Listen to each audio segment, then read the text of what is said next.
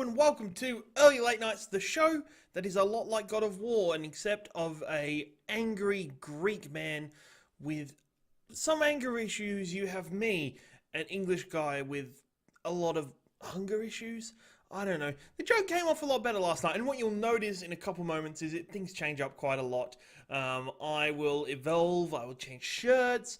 That is because we had some issues with the video, with the audio, and then downloading it from Twitch. It was muted because I played music beforehand, but that's fine. So it's going to jump in right way through the middle, like a little bit into the start. Like it's a little bit into the start of the first topic. This week I talk about Anthem in the first topic.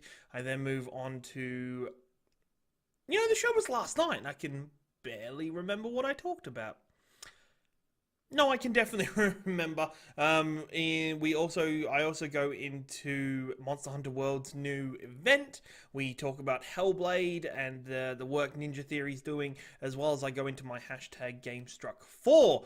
Thank you very much for tuning in to this video and podcast version of the show. Hope you enjoy it. See you later.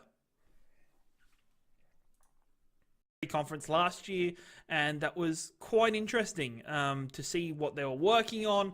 Of course, this meant the death of Mass Effect Andromeda, kind of, because they started to pull people off pretty early from that.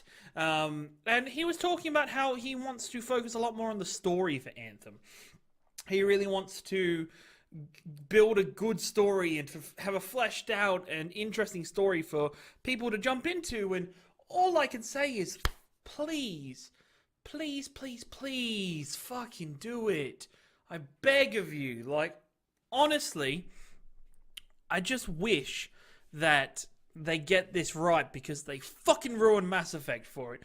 So if you somehow live under a rock or you didn't see, Mass Effect Andromeda came out last year and it stunk. It was terrible. There was a really boring story, there was bland characters, there was bugs and problems all over the place. It was a very unfinished game that BioWare released and kind of sank that whole franchise quite quickly. It doesn't look like we're going to get another one for a very long time, but it was just rude with problems, and a lot of it seemed to be that EA took people off of Andromeda and brought them over to Anthem. Andromeda, Anthem. Really?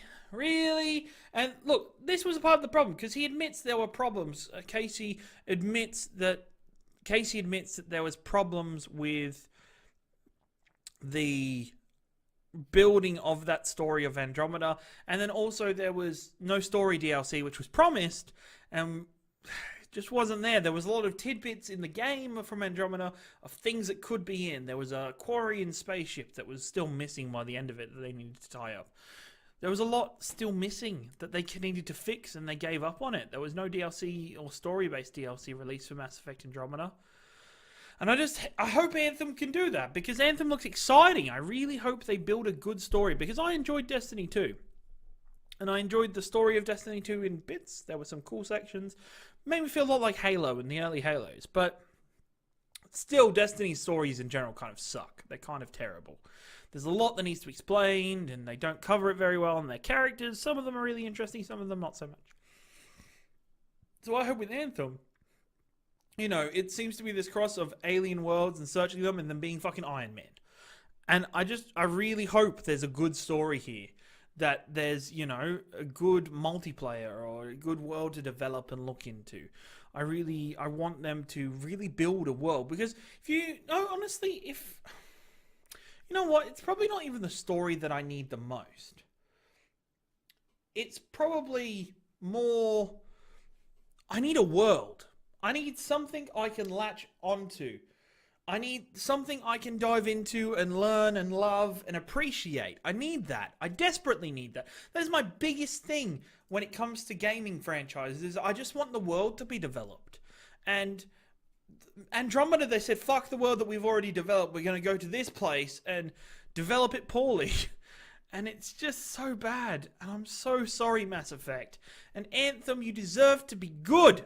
You deserve to be good, because you owe it. You owe it to Mass Effect.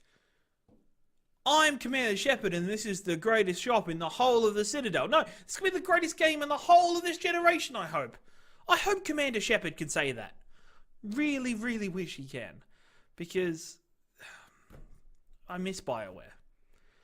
I love Dragon Age. I love the original Dragon Age Origins. I loved Dragon Age 2. I'm questionable about Dragon Age Inquisition. There seems to be something there. I can't get into it though, but there seems to be something really well done there. I don't know what's wrong with that game for me. I know a lot of people love it, but I can't get into it. And I want to. I've tried several times. You know, I'd love to just sit there hurling jars of bees at people all day, but I just can't get into it, and I just want it to be like my original loves for Dragon Age. I love those. Just go back to what we love about BioWare games and how they're written. Go back to their, their character-driven, relationship-building styles, because that's what we come for. That's what the fans want from BioWare. So Anthem, please be good. I beg you, stay tuned here for more Anthem news when it comes out. Me probably breaking down on stream a lot or on camera a lot. Oh, it just doesn't look good. Doesn't look good, but let's move right along. Moving on to Monster Hunter World, probably one of the biggest breakout stars of this year, I'm going to say. It's one of the breakout games of the year because so many people have clatched onto it. A lot more people than I thought would, and there's a lot of people along. You have a group of friends or people in it, or you get involved in the community, love this game, and that's exactly why the creators are continuing to build upon this game. They continue to push more. So at the minute currently started yesterday for us here in Australia, April 18th, was the 16-player hunt for an Elder Dragon.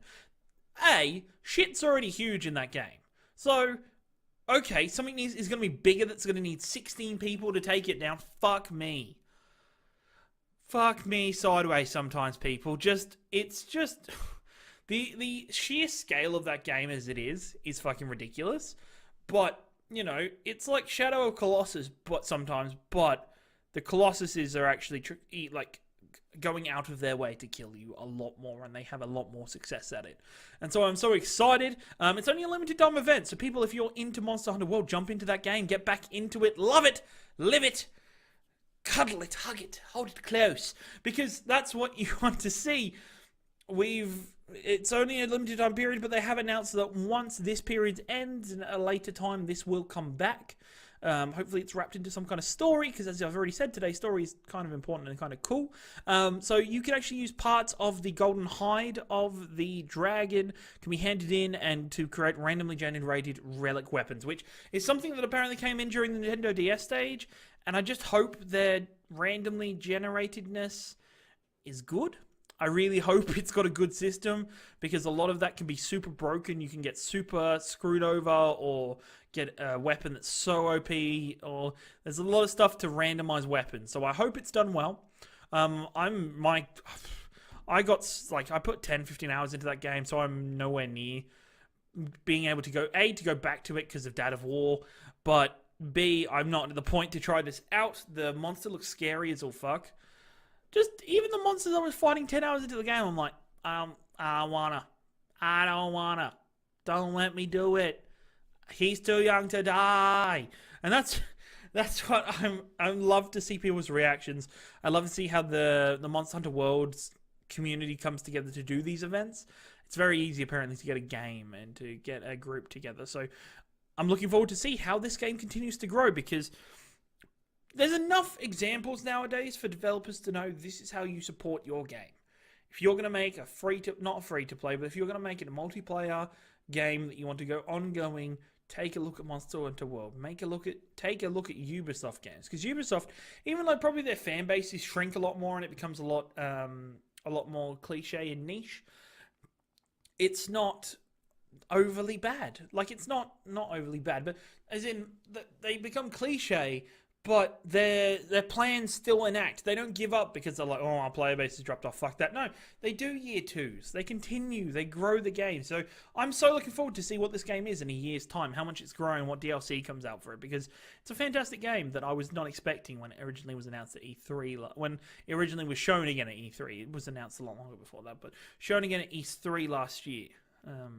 It's one of those games that it's highly addictive if you get into it with some friends. So I hope I stay away from it and none of my friends force me to play it. on. Sing us a song, you're the Ciaran man. Sing us a song on stream. When you could be playing better at Overwatch, Ciaran would rather be dreaming. La da da da da. La da da da da. Sing us the song, you're the banter lab. Prepare to attack. Sing us a song tonight. When you're all in the mood for a Mercury, I'll tell you you're feeling alright. La da da da. La da da da da. Somebody once.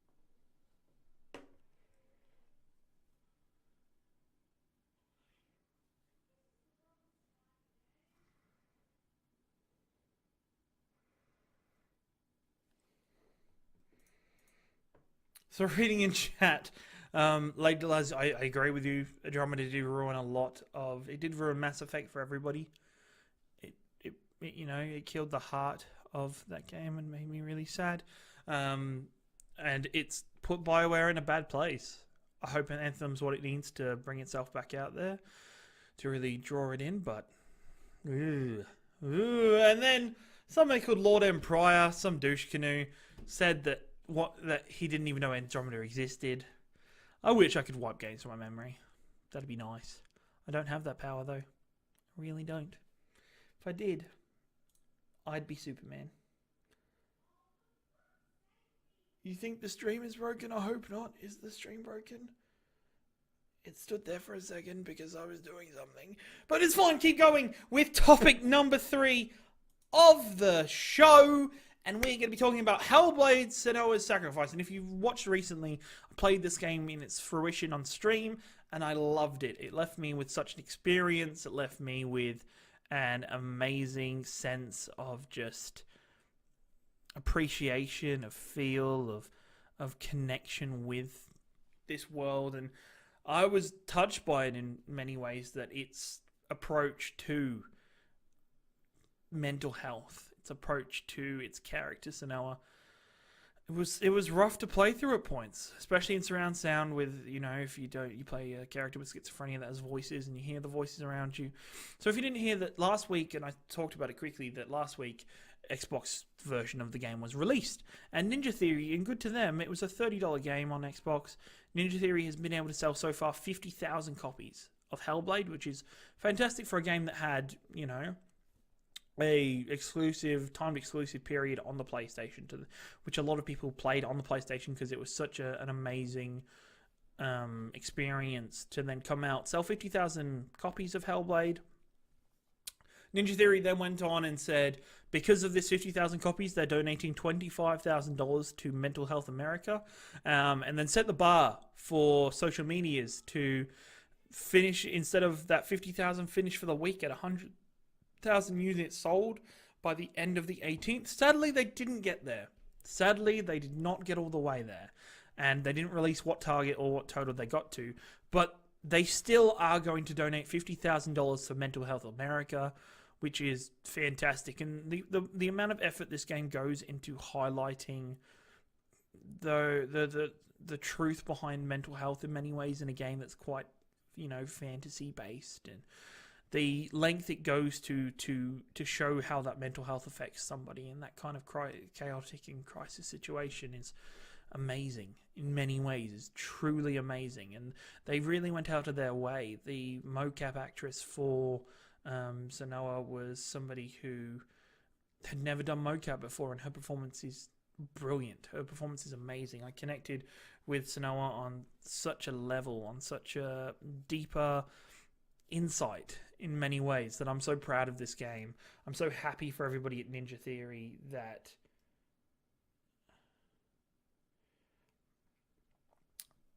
I was so happy for Ninja Theory that they were able to really give me, this experience, to really give me this this love for a game that I haven't experienced in so long. And I'm happy. I'm really happy. Thank you so much, Ninja Theory. I hope whatever you do next is exactly what you want to do, because I love it. I appreciate it. Thank you. And moving to the tidbit of the show where I'm going to talk about, if you haven't seen, over on Twitter, probably on Facebook as well, I haven't seen it, oh no I have, is the hashtag GameStruck4, which came down from, there was a film version of this done over the social medias, where people were putting out, 4 movies or 4 games now that had an impact on them. And so I thought I'd do it this week for this topic of the show, to give you more, to show you, to talk about where I've come from a bit more in the terms of gaming. So you can see on the graphic, and if you go to my socials at your boy Ringo, you'll see the picture there after the show of the 4 games that kind of define me at different points in my life. The first game is Soul Reaver Legacy of Kain, or Legacy of Kain Soul Reaver, and I've talked about this on shows all the time, that I'm the biggest fucking fanboy for this game, and I'm so proud that I've met Nick and his brother, who share a very similar relationship and bond with the game, because it defined a lot of my childhood, a lot of my gaming childhood or infancy, where I was learning how to game, and I picked up that game and played through it, and I didn't understand shit really what was going on. I kind of knew that Kain was the bad guy. I was this demon zombie dude called Raziel. I didn't understand the complexities of that game until I went back and played it several years later. And for me, I have so many good memories tied to that game, and it's, if it doesn't get remastered soon, I'm going to just emulate the game and play it again, because fuck, I love that game. It's so good, so much fun. The voice acting was good for the game. Even there was recently an article about it on Kotaku about how the cinematic holds up still. It totally does. The opening cinematic still holds up, and is still such a cool way to introduce people into a game. Now, what I get to see from that, when I look at Soul Reaver, I always think of my dad, because it was something, he taught me games through this game, and he showed me everything I needed to know, and I love playing that game, and it reminds me of, growing up with him, moving down. I moved to Australia in 2007, so I'm an English kid. I was born in England, I lived there for 13 years, moved here in September 2007. And a lot changed. And I remember when we moved here, it took about an extra month or something for our furniture to be put on a boat. Because I came on a plane, people. I did not come on a boat. Put on a boat and to be sent over here. And we managed to, Dad actually moved stuff out of his case. And we put a console and a couple games in there. And one of those games was SmackDown vs. Raw 2008, because it was brand new at the time. And I played this, I had FIFA Street, and I had another game. And I played the living shit out of this game for the next month. I only played that. And I always used to go back to it. I knew all the controls back to back. I couldn't really lose matches. I knew my reversal timings. I loved and adored every wrestler on that roster. There was so much to it, and I'm a big wrestling fan. I'm wearing you can't really see it, but I'm wearing a wrestling shirt right now. Dylan has me muted every time I talk about wrestling on Twitter, because he's a mark. But, and wrestling's been a big, interesting part, and it's always tied to that point where we made the biggest change in our lives as a family, and it's how I got through it, and how it's something connected to that start, or that beginning of life. So that's, for me, is a very close game to me. I've got Dota 2 there. Yes, I'm a MOBA nerd. I started playing Dota 2 on a lot in 2012 after I finished school. So it would be 2013, sorry. 2013, after I finished school, a lot of people do that thing, and you do that thing where I didn't know what I was doing. I just went and got a full-time job. Worked my ass off, had free time. I didn't go to uni. A lot of my friends just kind of all scattered and went to unis in different places. And I started playing Dota 2 down at my local internet cafe, and it was how I bonded with friends, how I got new friends and made new relationships. So over the course of 4 years, I have 2 accounts that are about, I know there's 2,000 hours of Dota 2 on one, and about 1.5 or 1.2 maybe thousand hours on the other account. So that's 3,000 hours over a couple years of Dota 2. Fuck, I got addicted to that game, and that game was largely, I was very distracted by that game. Each game takes a minimum of 45 minutes to play, and it was just something about it for me that was competitive. I love competitiveness in games now. I always want to be the best, or to the best of my ability at least.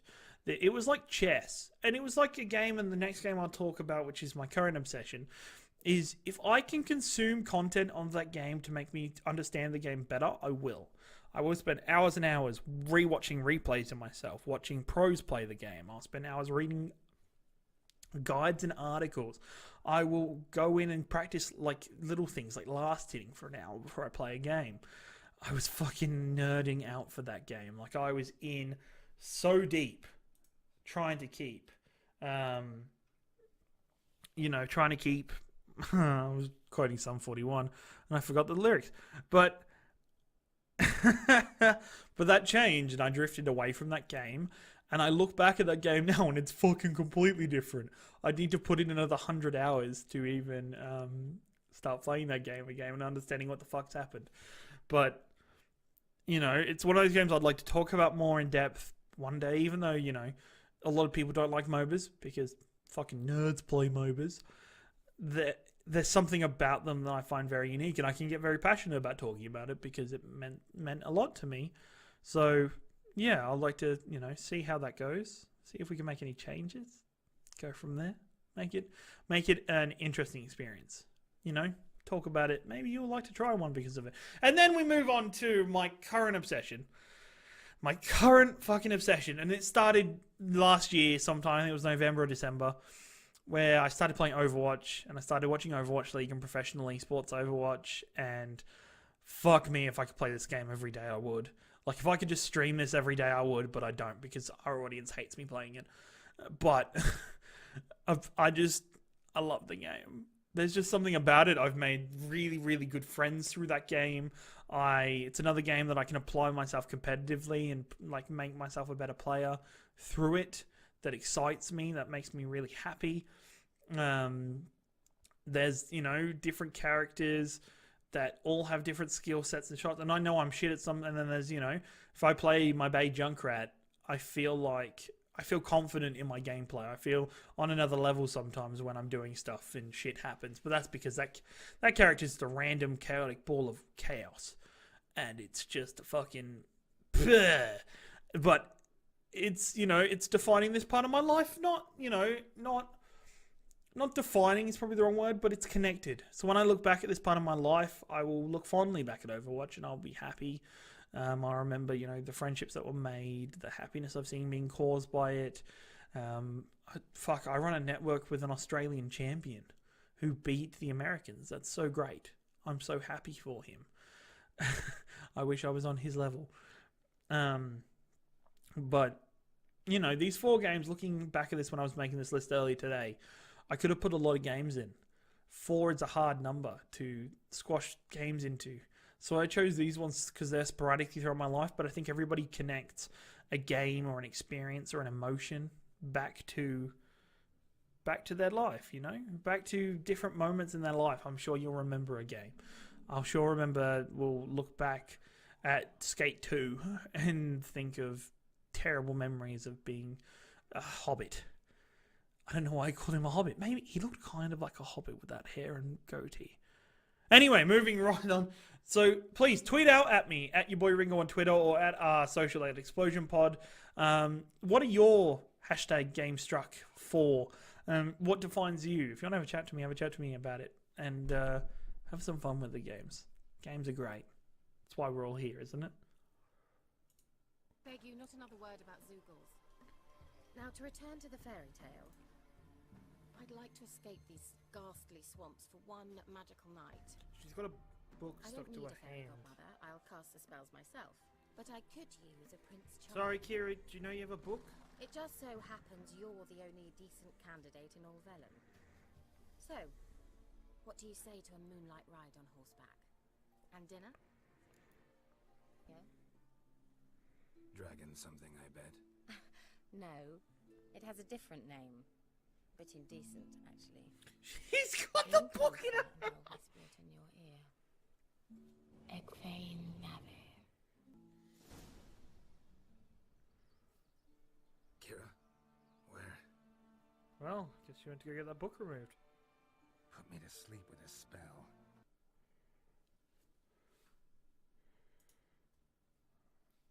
I'm glad. It's nice to see other people have the same, connections to games, and that they have moments in their lives that are very similar in ways. So, talk to me whenever after the stream, on Twitter, on Facebook, if you find me there and feel like bugging me, I guess. Not bugging, but you know what I mean. And it's nice to be nostalgic and reminiscing, but I can guarantee in 20 years, or not 20 years time, but in 23 years time, I'm going to have another collection of games that I'm going to look very fondly back. And I think this list of 4 will change a bit, but they'll still be there. There'll probably just be 4 other ones that I'll find much more important to me. Moving to one of our final sections of the show for this Friday edition. As always, each and every Friday, we shine the gaming spotlight of early late nights over at a channel and get you and ask you to check them out and see what they're about, and bring a bit of love, bring a bit of the good stuff. And these 2 boys, they deserve it. They honestly deserve it. I'm talking about the guys over at A Couple NPCs. This is a Twitch and YouTube channel. They run a fantastic podcast. Their content is always regular. It's really interesting to see the variety of games they are always playing. I wish I could play that many freaking games, or just, have such a wide array or eclectic array of taste. I don't have enough time for that much shit. But you can always catch them on their channel, twitch.tv/ACoupleNPCs. And from pretty much Monday to Friday every week. They are fantastic. They're really good. It has been really good to see them start playing games with NATO. They're playing D&D. And now they're doing their own D&D stream every Thursday with a range of them and their friends.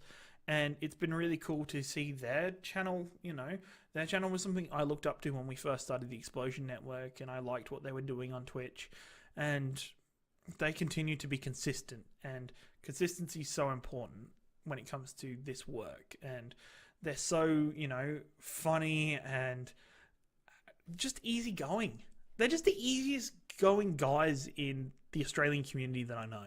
So please go check them both out at A Couple NPCs, either twitch.tv/ACoupleNPCs, or check them out on YouTube where their podcasts are put, and some of their highlights like this one here.